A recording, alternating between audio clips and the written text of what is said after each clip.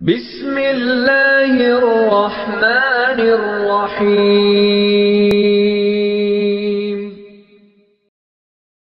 8-9 بچوں کے سینوں میں اللہ نے اپنا قرآن رکھا۔ ایک بچے نے آخری سبق سنایا۔ علماء کرام اور قراء اور حفاظ موجود ہیں۔ ایک دو باتیں میں عوام الناس سے کرنا چاہتا ہوں، اور خصوصاً بالخصوص میں بچوں کے ورثاء والدین کو اس بات پر مبارک دینا چاہتا ہوں۔ یاد رکھیں کہ قرآن کریم میں 2 قسم کے لعن ہوتے ہیں۔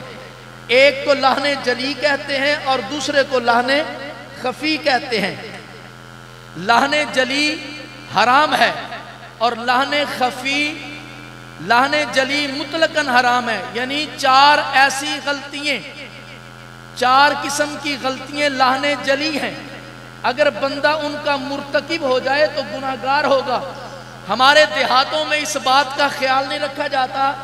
سکول ٹیچر نے جیسا قرآن پڑھا دیا، محلے کی مائی نے جو قرآن پڑھا دیا، بندہ شرماتا ہے، انگلش کے لفظوں کے ٹینسز اور اس کی گرامر درست کرے گا، لیکن قرآن کے حوالے سے کبھی نہیں سوچے گا کہ میرا اتنا قرآن جتنا نماز میں پڑھا جاتا ہے، اتنا قرآن میرا درست ہو جائے۔ علماء موجود ہیں، پورا قرآن حفظ کرنا یہ لازم نہیں ہے، فرض نہیں ہے، لیکن جتنا قرآن نماز میں پڑھا جاتا ہے، اتنا قرآن صحیح یاد کرنا، تلفظ صحیح ادا کرنا، اتنا قرآن حفظ کرنا یہ فرض ہے۔ ہمارے ہاں عمومی طور پہ محلے کی مائی نے، گاؤں کی مائی نے جیسا قرآن پڑھا دی، اب تو ائمہ مساجد بھی ویسا پڑھا رہے ہیں۔ ایسے زمانے اور ماحول میں اس چیز کا اہتمام کرنا، مختصر یہ کہ 4 قسم کی غلطیاں لعن جلی ہیں۔ میں مجمع سے درخواست کروں گا وہ سوچے اس حوالے سے، اگر اپنا آپ نہیں تو اپنی نسل کا سوچے کہ اپنی نسل کو کم از کم وہ اتنا تلفظ دے جائے کہ وہ نماز پڑھے، اس کے سجدے کا اجر مرنے والے کے ابا کو جائے، اس کے سجدے کا اجر اس کے مرنے والے ابا کو جائے، اس کے رکوع کا اجر، اس کی فاتحہ کا اجر، اس کی تلاوت کا اجر اس کے مرحوم والدین کو پہنچے۔ 4 قسم کی غلطیاں لعن جلی ہیں، اگر وہ بندے سے ہو جائیں تو بعض علماء کے نزدیک نماز ہی نہیں ہوتی۔ میں عوامی انداز میں عرض کروں گا انشاءاللہ، میرا یہ کبھی موضوع نہیں رہا، لیکن یہاں بیٹھے ہوئے اچانک ذہن میں آیا۔ 4 قسم کی غلطیاں لعن جلی ہیں۔ نمبر 1، ایک حرف کی جگہ پہ دوسرا حرف پڑھنا۔ لفظ ہے قل هو اللہ، قل 2 نقطوں والا قل، کوئی کہے قل، معنی تبدیل ہو گیا۔ ہا کی جگہ پہ ہا، قوف کی جگہ پہ کاف، سین کی جگہ پہ صاد، زا کی جگہ پہ ضاد، ایک حرف کی جگہ پہ دوسرا حرف پڑھنا، یہ لعن جلی ہے۔ نمبر 2، آپ کو آسانی سے سمجھ آ جائے گی، یہ الف کے اوپر اگر زبر آ جائے یہ حمزہ بن جاتا ہے، نیچے زیر آ جائے اوپر زبر آ جائے تو اس کو کھینچا نہیں جاتا، اس کو کھینچا نہیں جاتا، تو کوئی بندہ اس میں تبدیلی کرے۔ جیسے لفظ ہے قل هو اللہ احد، کوئی بندہ پڑھے آحد، لفظ ہے احد، کوئی پڑھے آحد، تو لعن جلی ہے۔ اسی طرح لفظ کو کھینچنا تھا، لفظ ہے ولم یولد، حرف علت مدہ، لم یولد،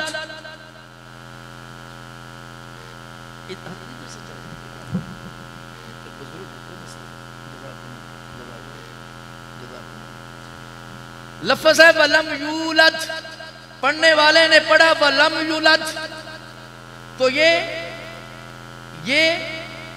لعن جلی ہے۔ آئیے آگے بڑھتے ہیں۔ حرکات و سکنات میں تبدیلی کرنا، لفظ ہے الحمدللہ، ہمارے دیہاتوں کے ائمہ پڑھتے ہیں الحمدللہ۔ لفظ ہے الہاکم التکاثر، یہ ساکن تھا، اسے حرکت دے دی الہاکم التکاثر، تو یہ 4 قسم کی غلطیاں لعن جلی ہیں۔ تو اپنے بچوں کو ایسے مدرسے میں بٹھائیں کہ جہاں پہ آپ کے بچے کا تلفظ صحیح ہو، میں آپ لوگوں کو مبارک دیتا ہوں کہ آپ کے بچے نے، ہمارے عوامی لوگ دیکھتے ہیں آواز دا اتراؤ تے چڑھو، اور صاحب فن آدمی اس چیز کو نہیں دیکھتا، وہ تلفظ کی صحت کو دیکھتا ہے۔ تو اس لیے اپنے بچوں کو اس مدرسے میں بٹھاؤ تاکہ ایک ایک حرف کا اجر، ایک ایک لفظ کا اجر، ایک ایک پارے کا اجر، ایک ایک سورت کا اجر جب آپ چلے جائیں گے نا، اپنی قبر میں پہنچ جائیں گے۔ ابن ماجہ کی حدیث ہے، صادق المصدوق نبی نے فرمایا جب جانے والا قبر میں گیا، بعد والے نے ایصال ثواب کیا، اللہ کی طرف سے نظام ایسا ہے کہ اس کا اجر ثواب قبر میں پہنچایا بھی جاتا ہے اور مرنے والے کو بتایا بھی جاتا ہے۔ اللہ تعالیٰ کے انعامات و احسانات بندہ شمار کرنا چاہے تو شمار نہیں کر سکتا۔ وَإِن تَعُدُّوا نِعْمَةَ اللَّهِ لَا تُحْصُوهَا، شمار نہیں کر سکتا۔ اللہ کے انعامات کی بھی کئی قسمیں ہیں، بعض انعام وہبی ہیں، بعض انعام کسبی ہے، بعض انعام وہبی ہیں، بعض انعام کسبی ہیں۔ مثال کے طور پر یہ بچہ جس نے قرآن پڑھا، میں دیکھ رہا تھا یہ چھوٹے چھوٹے بچے جن کے سینوں میں پورا قرآن محفوظ تھا، اب اس بچے نے قرآن پاک حفظ کیا، یہ اللہ کا احسان ہے، لیکن وہبی نہیں، کسبی احسان ہے۔ اگر کسی کا بچہ پرائمری کر گیا، یہ اللہ کا احسان ہے، لیکن کسبی میٹرک کر گیا، ایف ایس سی کر گیا، میڈیکل میں ڈاکٹر بن گیا، انجینئر بن گیا، کسی بڑے عہدے پہ پہنچ گیا، احسان اللہ کا، لیکن کسبی احسان ہے، اس میں بندے کی اپنی محنت ہے۔ ایک دوسرا انعام اللہ کی طرف سے وہبی انعام ہوتا ہے۔ اور یاد رکھیں دنیا میں ہر بندہ اپنی محنت، اپنے کسب سے وہ درجات پا سکتا ہے۔ کائنات میں دو درجے ایسے ہیں، کائنات میں دو طبقے ایسے ہیں جو بندوں کی محنت سے نہیں، کائنات میں دو طبقے ایسے ہیں جس میں بندوں کے ووٹ سے بندہ منتخب نہیں ہوتا، کائنات میں دو طبقے ایسے ہیں جو لوگوں کے ووٹوں سے منتخب نہیں ہوتے، کائنات میں دو طبقے ایسے ہیں جسے قومی اسمبلی کا وزیر اعظم قرارداد کے ذریعے منتخب نہیں کر سکتا، نوٹیفیکیشن کے ذریعے نہیں ہو سکتا، وہ الیکشن کے ذریعے منتخب نہیں ہو سکتے، وہ سلیکشن کے ذریعے منتخب نہیں ہو سکتے۔ لوگوں، کائنات میں دو طبقے ایسے ہیں جن کا انتخاب بندے نہیں کرتے، ان میں پہلا طبقہ انبیاء کا، دوسرا طبقہ اصحاب مصطفیٰ کا۔ پہلا طبقہ انبیاء کا، دوسرا طبقہ اصحاب مصطفیٰ کا۔ یہ اللہ کی طرف سے وہبی انعام ہے۔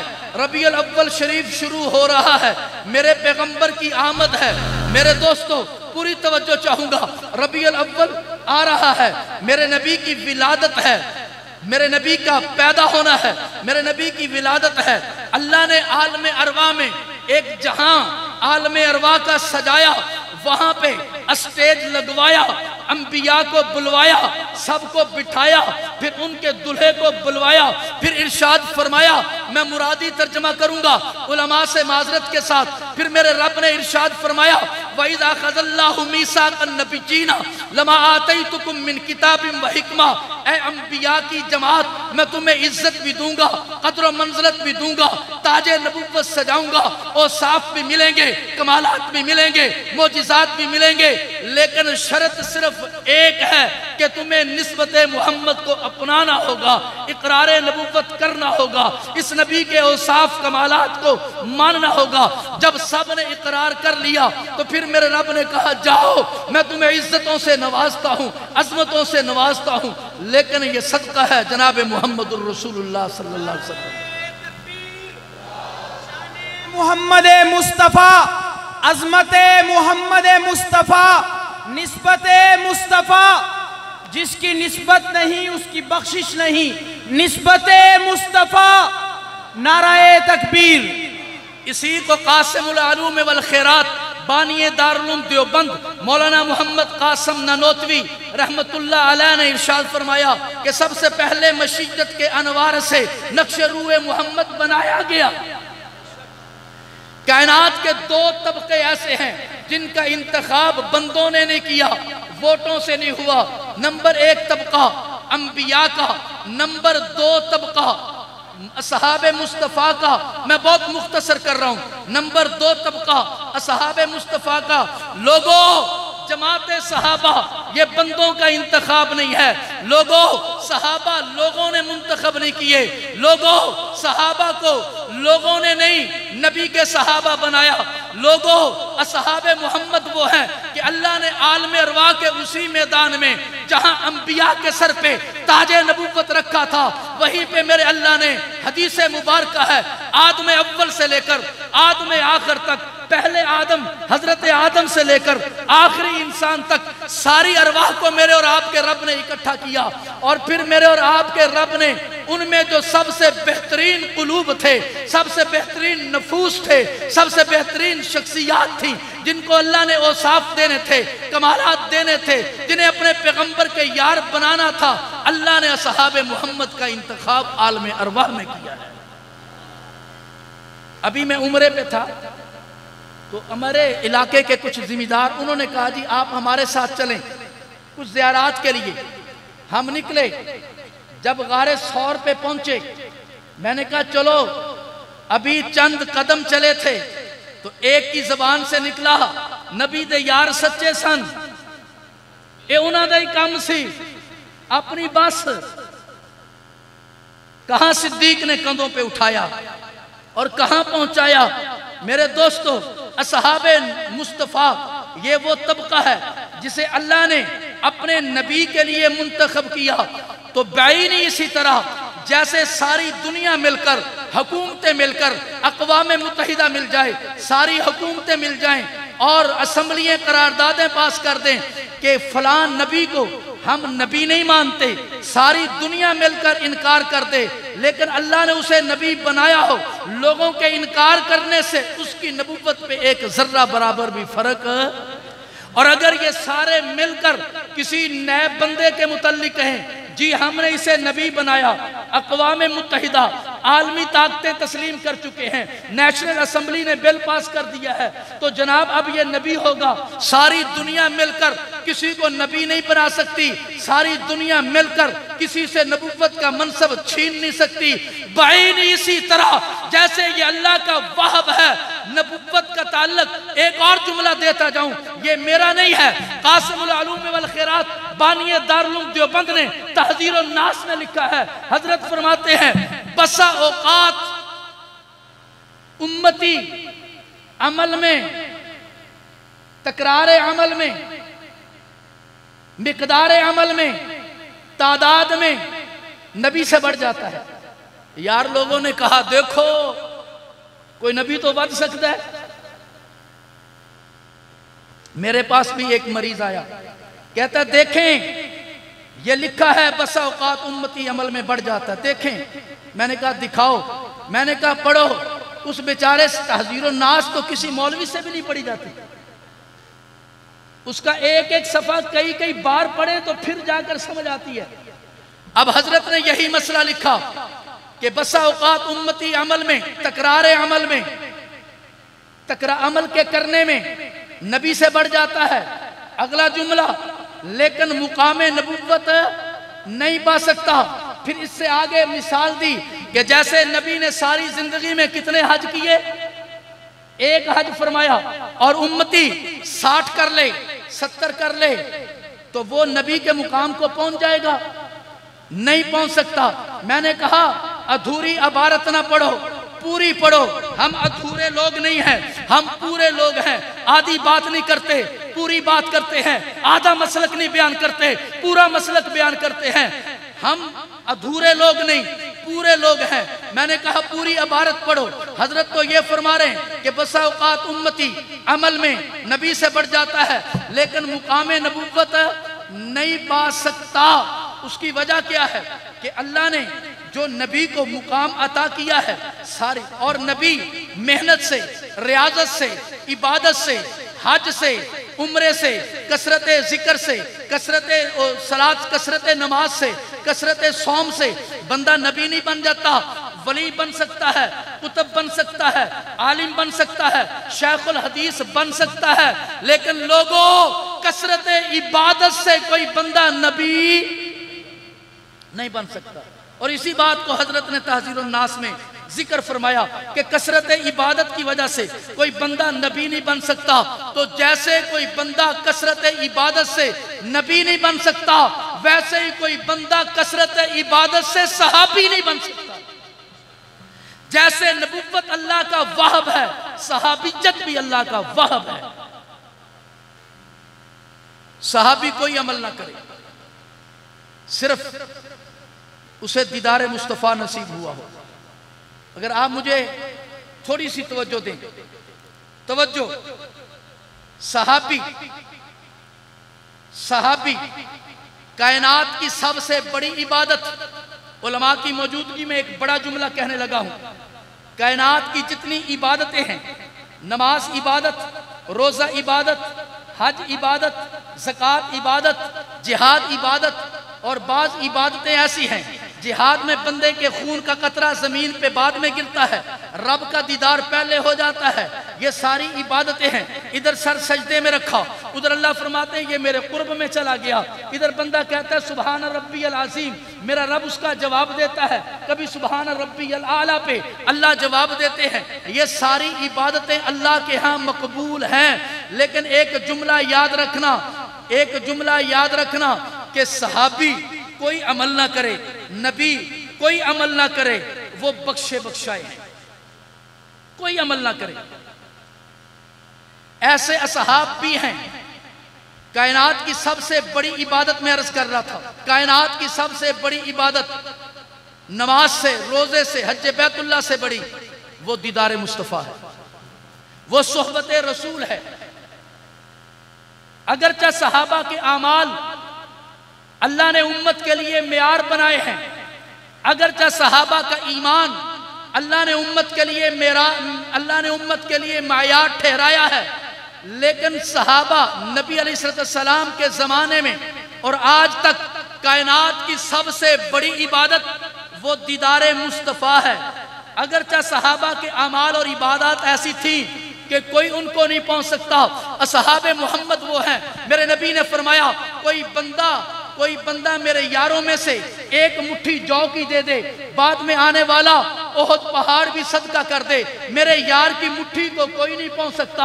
اور صادق المصدوق نبی نے ارشاد فرمایا ان کے سجدوں کا مقابلہ نہیں ہو سکتا۔ اور یہ صحابہ مصطفیٰ تو وہ ہیں، اگر وہ آپس میں بیٹھ کر گفتگو کریں، تڑپتا ہوا جبریل آ جائے، یا ایھا الذین آمنوا هل ادلکم علی تجارہ تنجیکم من عذاب علیم، وہ آپس میں کلام کریں، قرآن بن جائے، وہ تلوار اٹھائیں، قرآن بن جائے، وہ گھوڑوں پہ سوار ہوں، قرآن کہے والعادیات ضبحا فالموریات قدحا فالمغیرات صبحا فاثرن بہ نقعا فوسطن بہ جمعا۔ اے صحاب مصطفیٰ وہ ہے، وہ آپس میں گفتگو کریں تو قرآن بن جائے، وہ مجلس میں بیٹھیں قرآن بن جائے، وہ طلاق دیں تو قرآن کا حکم آ جائے، وہ آپس میں میرے دوستو تلوار اٹھائیں تو اللہ قرآن بنا کے نازل کر دے۔ اصحاب مصطفیٰ وہ ہیں، وہ تہجد کے مصلوں پہ جائیں، اللہ فرمائے تتجافا جنوبہم عن المضاجع یدعون ربہم خوفا وطمعا۔ اصحاب مصطفیٰ وہ ہیں، پوری توجہ چاہوں گا، اے اصحاب مصطفیٰ وہ ہیں، دل میں خیال آئے، اللہ کہے یا ایھا النبی قل لازواجک وبناتک ونساء المؤمنین، اور جن کے کلام پہ بھی قرآن آئے اور جن کے خیال پہ بھی قرآن آئے، توجہ، اصحاب محمد وہ ہیں کہ اگر وہ خواب دیکھیں تو قیامت تک اللہ اذان بنا دے۔ اصحاب محمد وہ ہیں۔ اس سب کچھ کے باوجود انہیں اللہ نے جو عزت، عظمت، قدر و منزلت عطا فرمائی وہ اعمال کی وجہ سے نہیں، اگرچہ ان کے اعمال کو کوئی نہیں پہنچ سکتا۔ وہ نبی کو دیکھیں قرآن بنتا ہے، نبی ان کو دیکھے قرآن بنتا ہے۔ وَلَا تَطْرُدِ الَّذِينَ يَدْعُونَ رَبَّهُمْ بِالْغَدَاةِ وَالْعَشِيِّ يُرِيدُونَ وَجْهَهُ عَبَسَ وَتَوَلَّىٰ أَن جَاءَهُ الْأَعْمَىٰ، یہ آیات بتاتی ہیں۔ اور پھر ایک جان لٹانے والا ایسا بھی آیا، وہ ایسا پیغمبر کا کارکن تھا، وہ سپاہ محمد، وہ سپاہ پیغمبر کا ایسا وہ جرنیل تھا، وہ جان دینا چاہتا ہے، وہ پیغمبر پیغمبر پہ جان لٹانا چاہتا ہے اور پیغمبر سے آ کر عرض کرتا ہے اللہ کے نبی جان بچانے والا نہیں جان لٹانے والا ہوں، ابھی اس کی زبان سے یہ لفظ نکلے اللہ کے پیغمبر ساتھ جانا چاہتا ہوں، تلوار چلانا چاہتا ہوں، میں بھاگنے والا نہیں۔ فرمایا میرے پیارے میرے پاس اس وقت اسباب نہیں، سواریاں ختم ہو گئی، اب تم چلے جاؤ، پھر موقع دیں گے۔ اس کی آنکھوں سے آنسو نکلے ہیں، ابھی زمین پہ نہیں گرے، جبریل امین آیا ہے، تولوا واعینہم تفیض من الدمع حزنا۔ اللہ نے قیامت تک اسے قرآن کی آیت بنا دیا۔ اصحاب مصطفیٰ وہ ہے کہ جنہیں اللہ نے منتخب کیا، اور جیسے نبی اللہ کے منتخب شدہ لوگ ہیں، جب لوگوں نے جماعت صحابہ اور جماعت انبیاء کو منتخب نہیں کیا تو پھر تنقید کا حق بھی بندوں کو نہیں ہے۔ صحابہ کی تنقید کا حق، انبیاء پہ تنقید کا حق یہ بندوں کا نہیں ہے۔ جس نے منتخب کیا، جب وہ کہتا ہے اولئک حزب اللہ، اولئک هم المفلحون، اولئک هم المؤمنون حقا والزمهم کلمۃ التقوی، اولئک هم الراشدون، اولئک هم الفائزون۔ جب قرآن بولتا چلا گیا، قرآن کہتا چلا گیا، جب رب کہتا ہے تم ظاہر کی بات کرتے ہو، اولئک الذین امتحن اللہ قلوبہم للتقوی، میں نے تو پیغمبر کے یاروں کے دلوں کو بھی ٹٹولا ہے، سوائے میری محبت کے کوئی چیز نہیں ہے۔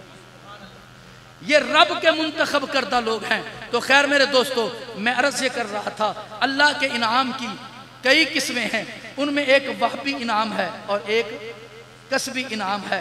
ان بچوں نے قرآن سنایا، آپ نے بھی ابھی سنا، اساتذہ نے پڑھایا، یہ اللہ کا کتنا بڑا احسان ہے۔ ابھی وہ چھوٹا سا بچہ وہ دستار کے لیے آیا، میں نے اس کے سر پہ ہاتھ رکھا، پھر میرا جی چاہا کہ میں اس حافظ قرآن کا چہرہ تو دیکھوں جس کے متعلق میرے نبی نے فرمایا جب کوئی حافظ قرآن ختم کرتا ہے 4000 فرشتے اس کی دعا پہ آمین کہتے ہیں۔ میرے نبی نے فرمایا جب کوئی قرآن کو مکمل کرتا ہے، جو میں بات کر رہا ہوں نا علماء قراء بیٹھے ہیں، اسے حضرت قاری رحیم بخش صاحب نے تحفہ حفاظ میں نقل کیا ہے کہ جو بندہ قرآن مکمل کرتا ہے، ایک فرشتہ اللہ کی طرف سے اس کی پیشانی کا بوسہ لیتا ہے۔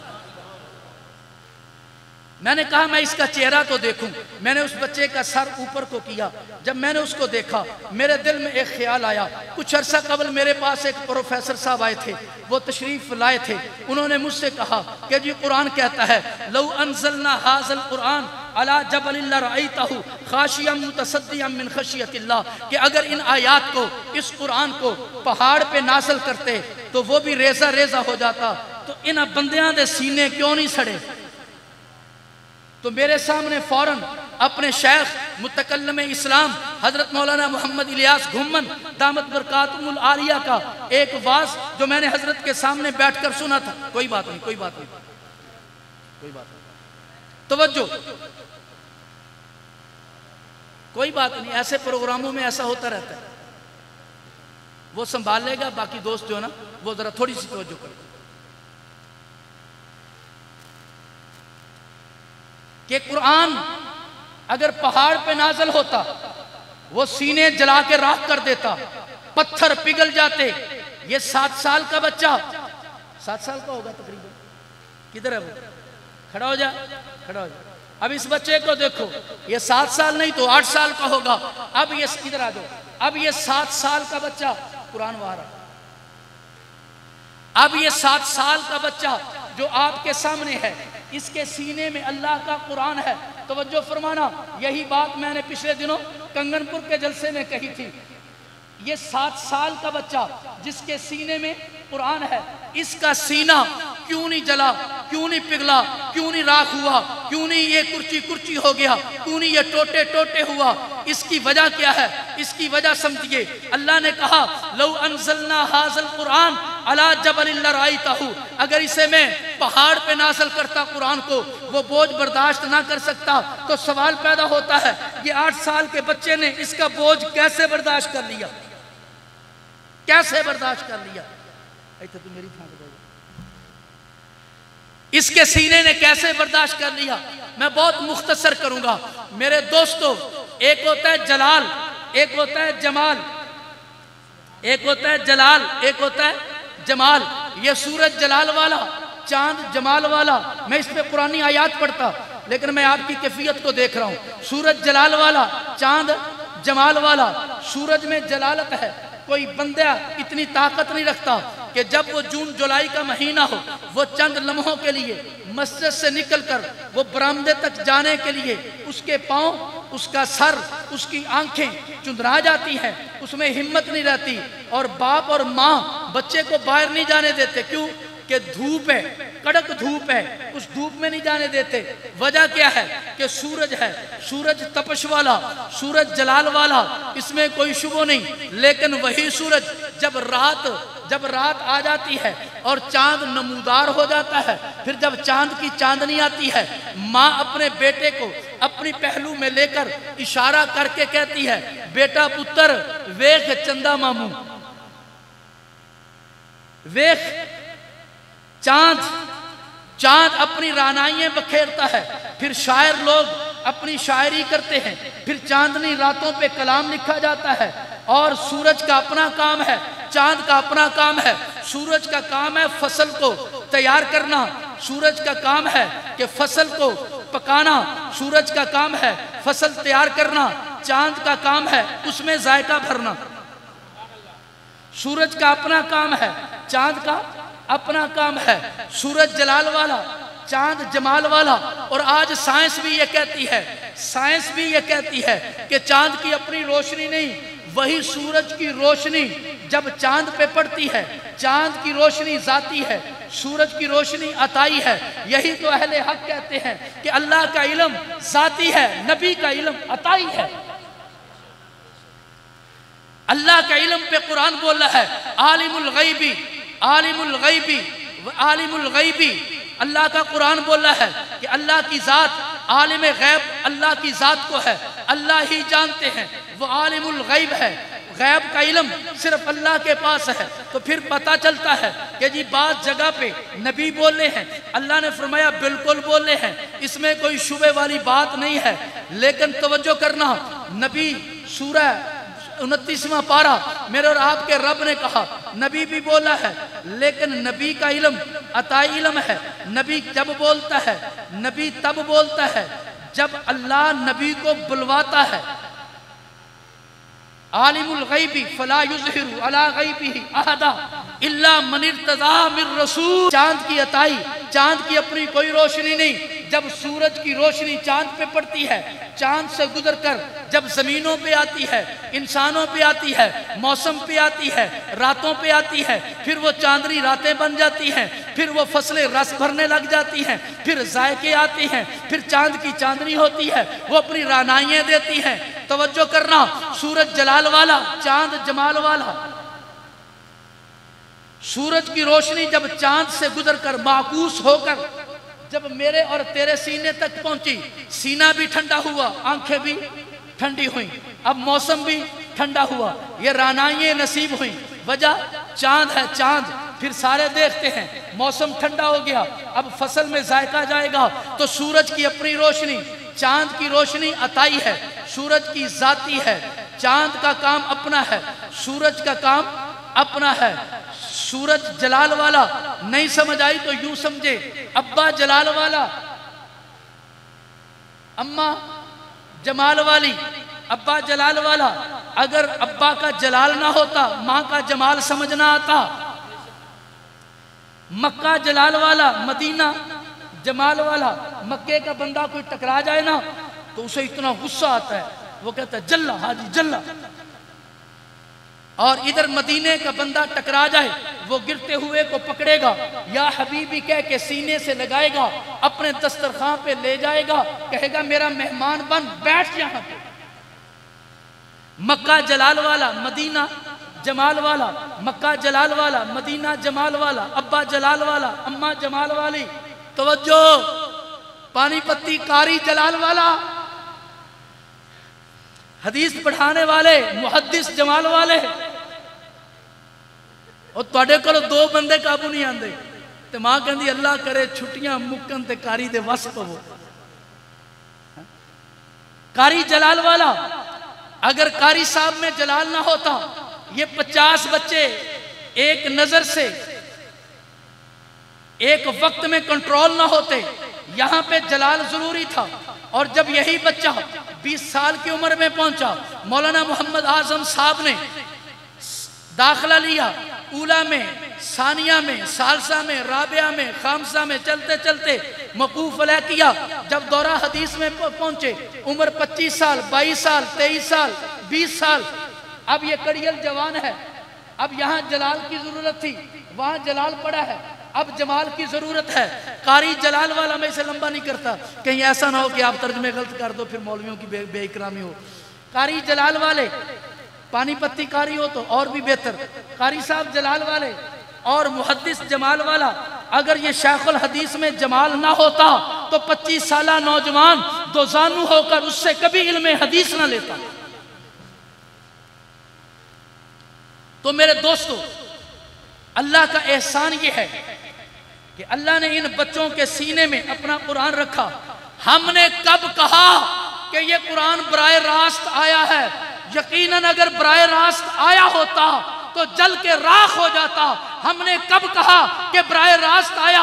ہم یہ کہتے ہیں کہ وہ اللہ کا کلام جب قلب محمد پہ آیا، اور بعض دفعہ تو یوں ہوا کہ میرے اور آپ کے رب نے درمیان سے جبریل کا واسطہ بھی نکالا ہے، براہ راست قلب محمد پہ قرآن کا نزول فرمایا ہے۔ میرے دوستو، وہی جلال والا کلام، وہی جلال والا قرآن جب میرے نبی کے سینے پہ آیا، وہ اللہ کا جلال جب پیغمبر کے سینے سے گزر کر اس امت کے سینوں میں آیا، میرے اور تیرے سینے پہ آیا، پھر قرآن بولا ہے افمن شرح اللہ صدرہ للاسلام فہو علی نور من ربی۔ پھر قرآن بولا ہے، قرآن نے بول بول کر کہا ہے، پھر واقعات بولے ہیں، پھر مشاہدہ آیا ہے کہ وہ جلال والا قرآن جب قلب محمد سے نکل کر میرے اور تیرے سینوں پہ پہنچا، وہ اللہ کا جلال میرے پیغمبر کی ذات کی وجہ سے وہ جلال جمال میں تبدیل ہو چکا تھا، اب سینوں کو منور کر رہا ہے۔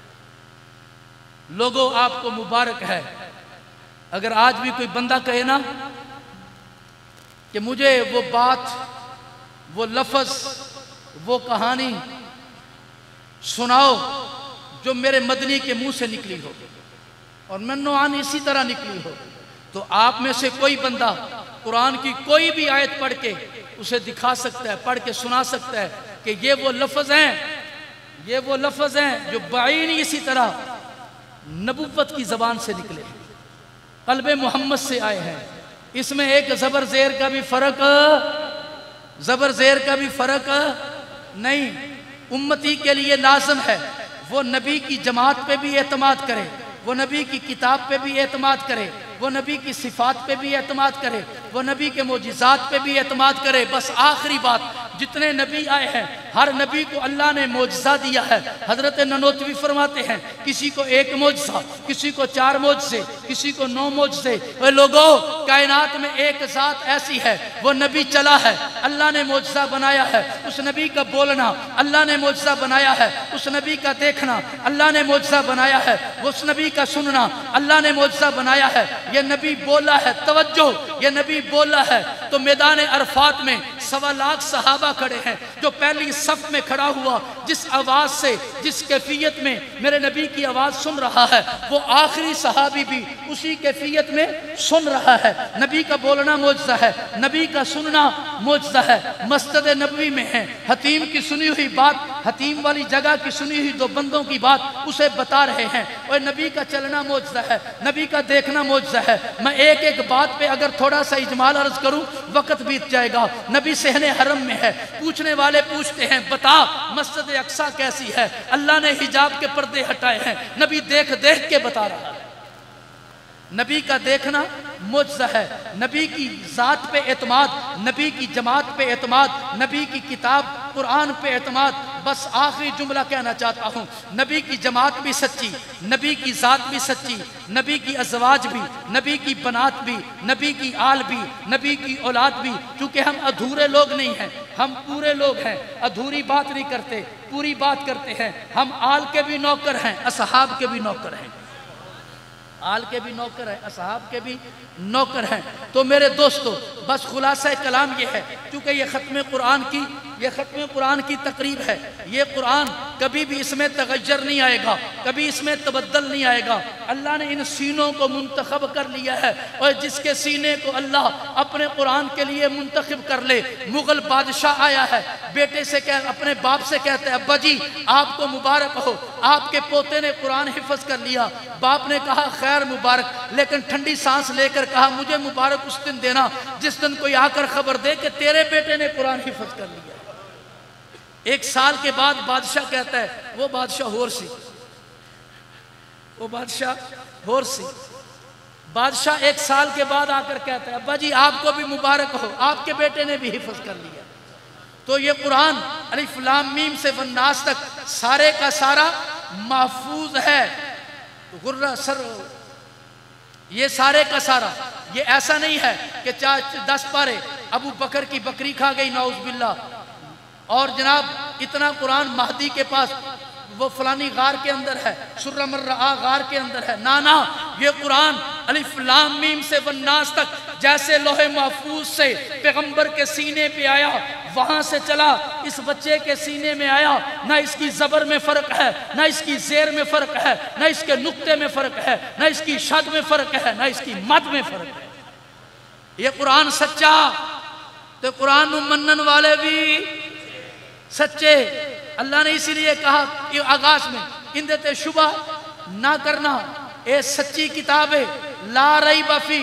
تو توجہ، اللہ نے جتنے نبی بھیجے، نبی آئے معجزات لائے، نبی دنیا سے گئے معجزات ساتھ لے گئے۔ کائنات میں ایک ہستی ایسی ہے، کائنات میں ایک ہستی ایسی ہے، ابھی میرے پیغمبر دنیا میں نہیں آئے، نبی کے آنے سے پہلے پیغمبر کا ارہاس موجود ہے۔ وہ کبھی آدم صفی اللہ کے پاس، کبھی ابراہیم خلیل اللہ کے پاس، کبھی پیغمبر کے آباء و اجداد کی پیشانیوں میں، کبھی خواجہ عبد المطلب، کبھی خواجہ ہاشم، کبھی خواجہ عبداللہ کی پیشانی میں وہ نور نبوت چمکتا ہوا نظر آیا۔ نبی دنیا میں نہیں آئے، معجزات پہلے ہیں، ارہاس نبی دنیا میں آئے ہیں، معجزات لائے ہیں۔ میرا پیغمبر دنیا سے گیا ہے، باقی نبی بھی آئے ہیں، جب گئے ہیں تو معجزات ساتھ لے گئے ہیں۔ میرے نبی دنیا سے گئے ہیں تو معجزات تجھے اور مجھے دے گئے ہیں۔ باقی نبیوں کے معجزات عملی ہیں، میرے نبی کے معجزات عملی بھی ہیں اور علمی بھی ہیں۔ ان معجزات میں ایک بڑا معجزہ یہ قرآن ہے، ان معجزات میں ایک بڑا معجزہ یہ قرآن ہے۔ تو مبارکباد کے مستحق ہیں وہ والدین کہ جن کے بچوں نے سینے میں، اپنے سینے میں قرآن کو جگہ تھی۔ اس کا بدل اور اجر میرا رب دنیا میں بھی دے گا، لیکن اس کا بدل اللہ آخرت میں عطا فرمائے گا۔ بس آخر میں پھر وہی کہنا چاہتا ہوں، یہ قرآن کس واسطے سے ملا ہے؟ اس کے درمیان واسطہ کون ہے؟ صحابہ۔ نماز کے درمیان واسطہ کون ہے؟ صحابہ۔ ذکر کے درمیان واسطہ کون ہے؟ صحابہ۔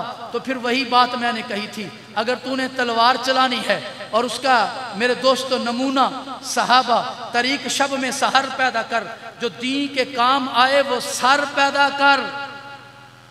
اور اس میں ایک اور اضافہ کرتا ہوں، فنا فی اللہ کی تہ میں بقا کا راز مضمر ہے، جسے مرنا نہیں آتا اسے جینا نہیں آتا۔